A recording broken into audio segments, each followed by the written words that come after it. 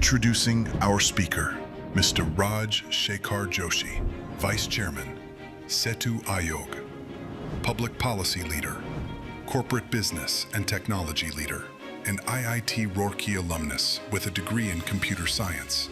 Over 30 years of leadership experience across Indian and global organizations. Pioneer of technology-enabled learning initiatives with IITs and IIMs. Contributor to national policy discourse, publications, and education-focused social initiatives. TEDx at Tulas International School on 6th Feb 2026. A very good morning to all of you. Today's topic is AI is fast, humanity must be deep. Before I begin speaking of my message for AI for youth, redefining strength, it's important the time has come to see the AI word without the prefix artificial and purely as human intelligence augmented by technology and human gaining strength. I think I would like to share about the man whom you are listening to.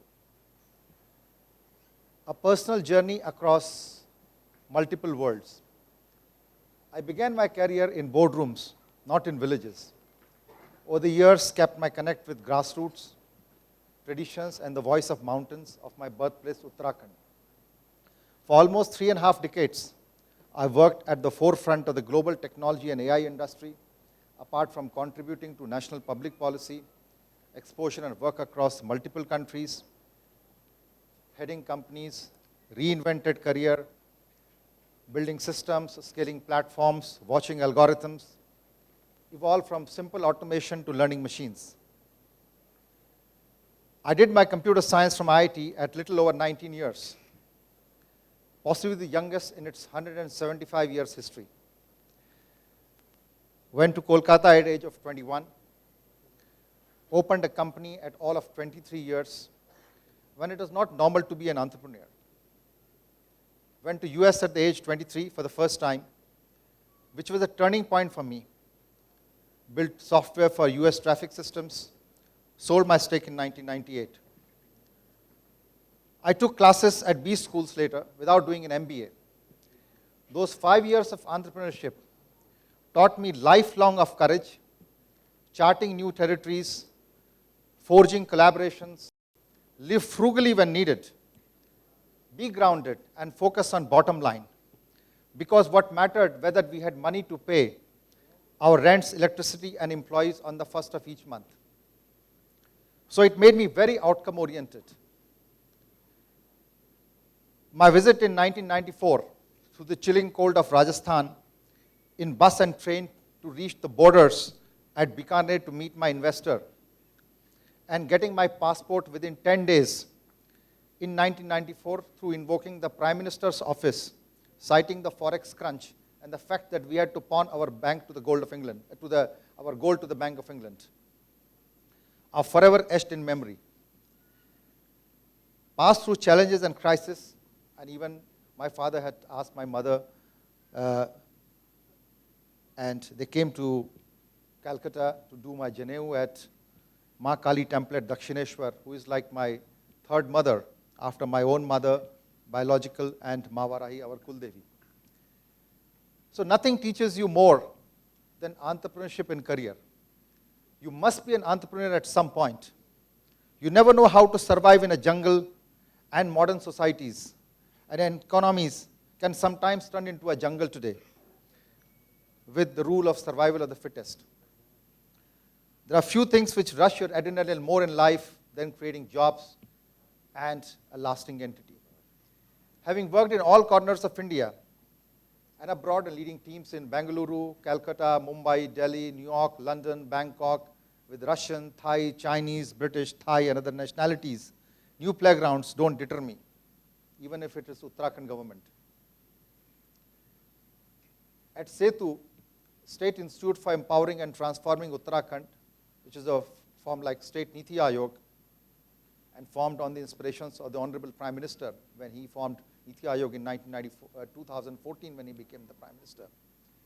We closely work with villages and communities to address challenges in agriculture and animal husbandry, skill development, women issues like menstrual hygiene, supporting homestay owners, maternal deaths, industrial policies like EV, urban issues like waste management, plan for the state, training gram pradhans, integrated village resource centers, cyber security excellence centers, strengthening ITIs, AI policy, irrigation, among many other things, while on a shoestring budget. We built collaborations with Tata Trusts, NASCOM, Vadvani Foundation, NIT, Tata Consumers, Reliance, Indian Hotels, National Commission of Women, UPS, Quality Council. Collaboration is key to success in 21st century. And I would definitely inspire all the young people to develop that mindset, seek help, and build collaborative relationships. Uttarakhand faces strategic and existential challenges like multiple glacial lakes, forest fires, lacks of hectares of agriculture land abundant, large number of natural springs drying up, causing water issues, state being upgraded to zone 6 in the earthquake vulnerability index. There are challenges, but I consider them as opportunities. The only way you can address challenges in life is to turn them into opportunities for something bigger and invite collaborations and solutions. When you are in crisis, you often don't get partners. As they say, if you lack money, the banks won't finance you at all. But when you have opportunity to offer, you invite collaborations. So one of the key things in life, which I have learned over the years, and this is all of my experience and accomplishments while I'm still learning and doing and learning every day, is you turn challenges into opportunities. That's one of the fundamental factors. I've conversed with some of the largest developmental organizations, European Commission, multilateral agencies, funding agencies, and we have conceptualized the solutions to these problems. And they are all excited about it. Today, the world's biggest opportunities necessarily don't lie in setting up industries and factories, but essentially addressing the challenges borne by the climate change crisis and the natural crisis. But at the same time, these require a sincere strategic will and intensity to address. There are operational challenges like waste management, health in hills, education, urban governance, skill development. We are conducting a major skills survey, and its preliminary findings state opportunity of 1 million jobs possibilities in the state. And I got startled when I found that. But that's the potential which we carry. I see energy of many of our farmers, entrepreneurs and FPOs in small hilly towns and plains of Uttarakhand. It's a land of opportunity and challenges. Coming to AI, and there is a lot of context in what I said to AI. I saw AI before it was fashionable. My 4th year engineering project in 1991 was on AI. And AI the term has been there since the late 1950s. It is not something which was invented a few years back or when ChatGPT came in. I watched how data reshaped businesses, how algorithms revived decisions, how speed became the ultimate currency. 2 years back, we built a very large generative AI platform which is used by tens of thousands of employees in Aditya Birla Group, a group I have been very closely associated with, a group marked by courage of its leader, Shri Mangalam Birla. By every conventional measure, it was a success. As president, CEO, director of companies and heading global functions in multiple organizations, I made a decision that surprised many and almost said, do it later. It required courage to leave a multi-crore job at the president level in a large organization to join government with all its challenges and its possibilities. So there is a shlok in Ramayana which says, when Ram defeated or killed Ravana in Lanka, he said, Apitu Swarnamayi Lanka, Nami Lakshmana Rochate, Janani Janma Bhumisha Swargadapi Gariyasi.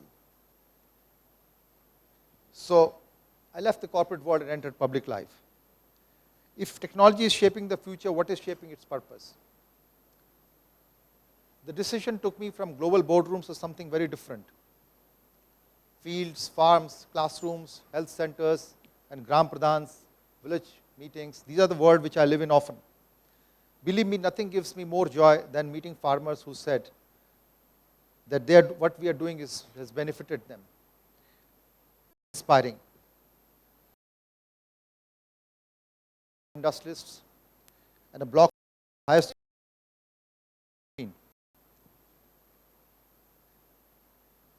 from AI labs to Anganwadis, from dashboards to district hospitals, from strategic decks to conversation with farmers, ASHA workers, teachers, and young people like you. And that transition changed how I understand the strength. The age you are entering. You, the youth, are entering adulthood at a moment unlike any before. AI is no longer emerging, it's ascending. Let me ground it with reality. This year alone, global technology giants, Microsoft, Google, Amazon, and so on, are investing over $300 billion on capital expenditure on AI. Now, this is 2.5 to 3 times the capital expenditure of the entire government of India, constructing ports, roads, railways, and so on and so forth. So you can understand the enormity of money which is going to AI. The digital economy already contributes to almost 11.7% of India's GDP. And by 2035, AI is expected to add trillions of dollars, nearly 15% to global GDP. ChatGPT launched in 2022 has over 700 million users today. So data, they say, is the new oil, but AI is the new electricity. Without it, the modern economies are not going to function. The amount of growth which the United States has seen last year, most of the growth has come from investments into AI itself. It will power everything. Yesterday I read Mr. Mukesh Ambani, the chairman of Reliance, saying that India's largest private sector company, Reliance, rooted in oil and gas, as we all know, will reinvent itself. He launched an AI manifesto for Reliance as a deep tech AI native company. So understanding the technology without fear. Let me demystify this briefly. Classical AI worked on data, finding patterns, making predictions out of data. Generative AI changed the game. You no longer start from scratch. You start from pre-trained intelligence and creativity. Yesterday itself, traditional software industry lost $300 billion of market cap when Anthropic launched Cloud Cowork, an AI-based collaboration tool. That means the entire, and that tool could make people work together and collaborate and form large, complex software and many other projects. So that is the kind of disruption you are entering into. But as I said earlier, disruption is an opportunity. That's the mindset you have to make. It all is in the mind. So show me, if you say to it, show me an Himalayan goat walking into school looking confused, and it create that image. That's not finding data. That's not looking at patterns. It's creating possibilities. That's where human mind also works. I was listening to Jensen Huang and Chuck Robbins yesterday. The human mind also works in the same way. It gets into the depth of minds, the neurons, the linkages, and so on and so forth, and it creates new patterns, and it combines with the information which is in front of it visually. So the generative AI at the core works exactly the way human mind works. So you can understand the limitless possibilities over a period of time. The global race in India's moment. The US and China understood this early. The United States invests over $70 billion, and these numbers, they continue to change and increase only. China invests a lot of money. Together they dominate over 60% of global AI output. So our competitiveness today of India is less to do on creating new foundation of AI, because that's become commoditized now. It will be in creating applications. How do we solve our biggest challenges?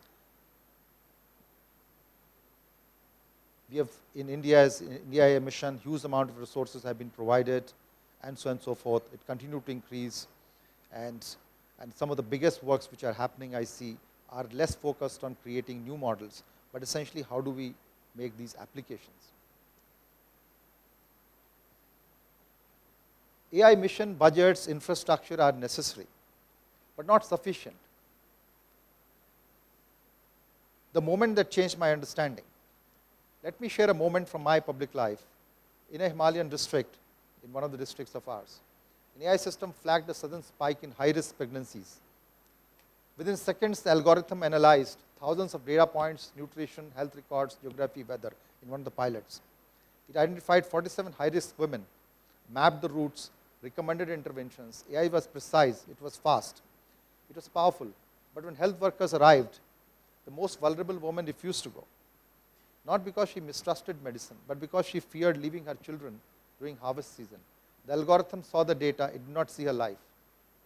It was an ASHA worker who sat with her, listened, reassured the family, mobilized the community. That woman reached the hospital, the child survived. So that day AI saved hours, but humanity gave the meaning to the work. And that's the story of our time. Redefining strength. For most of history, strength means physical power. Later it meant memory and knowledge. Today machines outperform us in both. A computer never forgets, an algorithm never tires. AI can process in seconds what human processed in lifetime. There are sparks of possibilities. Teachers in schools where there are none. We have in India more than 1 lakh schools where there is possibly one teacher or none. That's the kind of challenge which is there. So AI can actually act as a teacher there. And some, as they say, some teacher is better than no teacher. I was speaking to yesterday with the director of AIIMS and the senior professors on how we can use AI. We do not do any health screening in Uttarakhand. It hardly happens, the proactive health screening which we are used to in big cities. And how do we use AI to detect cancer in the early stage? The incidence of mental health, the incidence of breast cancer, the incidence of various kinds of diseases are rapidly increasing. But people reach their hospitals when it is too late often, or they are in advanced stages. So this is the kind of possibility which is happening. And I was so glad to talk with the doctors of AIIMS Rishikesh talking to me and convinced that this is going to work and we must work together. On this note, that courage is one of the most important currencies. That's a true strength today. I like to give this final message.